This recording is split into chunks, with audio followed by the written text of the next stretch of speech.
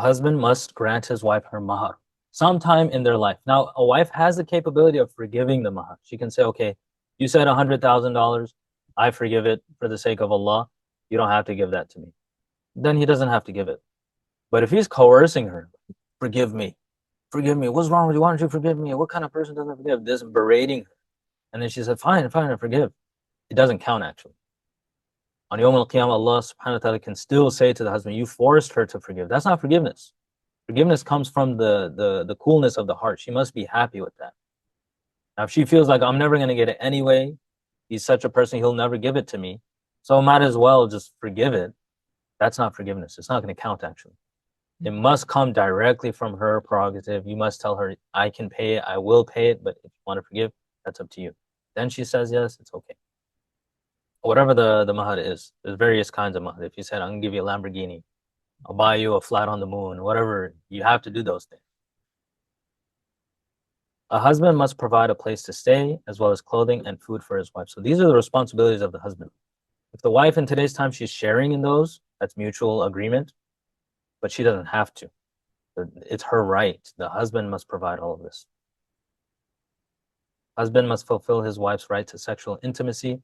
So this is often, so like, it's not, for the man, it's, scholars state that it occurs more often and it's more severe. For the woman, as long as her desires are met and she's not thinking of fulfilling it in any other way, she needs to be open with her husband, and needs to be some sort of communication with that. And if she feels now she has to go elsewhere to fulfill that right, then the husband's in trouble. A husband must allow the wife to see and speak to parents once a week if they're nearby. Now, if her parents are in London, she's going to fly weekly. That's not going to be possible. But if they're nearby and she wants to, he has to at least let her go there once a week. She doesn't have to stay there. So if he demands that you must come back, the night you must spend with me in our home, then she has to do that. But she can spend the day with her parents. He has to allow that once a week. Relatives, once a year. This is bare bones, meaning it should be more often than that in a better marriage where, you don't want to live like this. This is court case stuff. A husband cannot physically nor verbally abuse his wife. This is incorrect.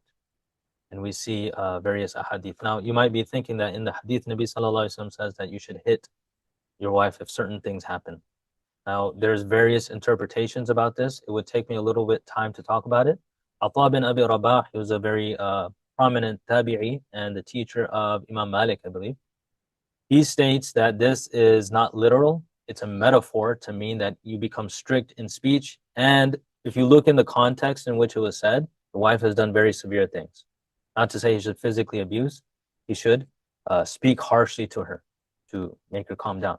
And then Nabi Sallallahu Alaihi Wasallam also says, "Ghayn mubarrah." It should be, if he was to hit, shouldn't be able to cause pain. It's not a painful hit. Then what kind of hit is that? It's more of a scolding. If she is not performing salah, if she is not fulfilling the rights, those kind of things. So the husband is a sort of a leader, so he needs to have that in mind. But no physical abuse. If there's any kind of marks or anything like that, that could be taken to court. Also, verbal abuse, like I mentioned, mental abuse, all of that is grounds to annul the marriage, if it's exaggerated. And then to be given inheritance, so that's a shared thing. Note. So just like we had the note for the rights of the husband, here's a note for the wives. Some scholars even say a husband doesn't have to pay for his wife's treatment if she's ill. It's really bare bones. Like, if she wants anything more than this, he doesn't have to pay. She wants to eat nice food, he doesn't have to give it. She wants to wear nice clothes, he doesn't have to give it. She wants medical treatment, she wants to pay for medicine, he doesn't have to do it. Has to give her bare bones minimum. So a loaf of bread, some rags, a hut. That's a court case. I'm not making fun here. Like, if that's what they agreed upon. And for the husband, if you go back and you see his rights, what does he get from his wife? Let me just move back here. All she has to do, don't let anyone in the house, right? I'm sorry, this is acting up. make sure his wealth is spent right. She just has to be available for intimacy. She doesn't have to cook, she doesn't have to clean, she doesn't have to do any of that. She doesn't have to take care of the child, she doesn't have to look at the in-laws, none of that. So these are bare bones situations. Notice that you feel very upset when I say that the husband gives her some rags, some tattered clothing. Not, it can't be tattered, but thrift store clothing, a loaf of bread, peanut butter jelly, and a place to, a bare bones place to stay. That's like a wife who doesn't cook, clean, doesn't do anything, doesn't put anything. Maybe she's not contributing any kind of money if she's working. So both sides, this is not the way a nikah should work, right? There should be more to it than that.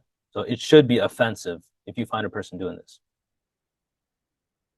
All right, so now that we've talked about it, let me share some hadith regarding the rights of wives. Muawiyah bin Haida radiallahu anhu said, I asked Rasulullah sallallahu alayhi wasallam, what are the rights of our wives over us? So the Sahaba were concerned about this. They have taqwa. He said that you feed her when you eat, meaning the food that you eat, you should give to her as well. You shouldn't be having like some delicious food and then giving her some, barley bread. When you clothe her when you are clothed. You do not hit the face. You do not curse. You do not leave her except within the home. Right? Meaning you don't in anger, you don't leave her alone, or you don't, she has a safe place to stay. There's another hadith in the Hajjatul Wada', the farewell pilgrimage, the last Hajj that Nabi sallallahu alaihi wasallam did, the only Hajj. After praising Allah and glorifying Him, Rasulullah sallallahu alaihi wasallam said, listen carefully, have the best interest of women in mind, for they are imprisoned with you, meaning you're tethered together for life. And she stays at your house, right? And you have the right of what's called haqqul habs. You have the right of, if you wanted to, you can tell her you can't go anywhere. But of course, that's not going to be a ideal situation. So he says, have the best interest in mind. Treat them well. You have so much ni'mas that Allah has given you. You have no other authority over them than this.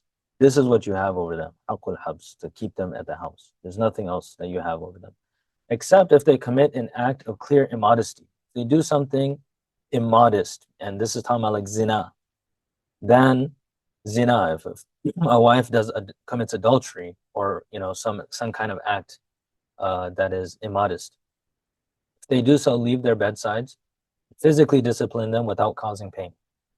If they obey you, then do not seek separation. If they obey you, if they're good to you, don't try to oppress. Indeed, you have a right over women, and your women have a right over you. Thus, your right over them is that they do not enter into your homes those you dislike. Indeed, their right over you is that you be generous to them in their clothing and food. But notice, like, neither side would be happy with just what he's mentioning here. A husband wouldn't be happy with this situation. A wife wouldn't be happy with this situation. These are bare bones rules. For successful nikah, you need something more. You need some etiquettes. You need love and rahmah. You need the seerah of Rasulullah sallallahu alaihi wasallam. We don't find this in the seerah. We talk about hitting the wife and stuff. Can you provide one example where Rasulullah sallallahu alaihi wasallam has ever done that? You won't find that. And he strongly discouraged it. His temperament was, you don't do it. So there's actually a hadith where he says, why don't do it? He says, a good man will never hit his wife. He keeps on saying that. So we should attempt to follow the seerah, and that is when we'll have a good marriage. Now, these bare bones, again, this is a court case. The judge is looking at these quantifiable measures.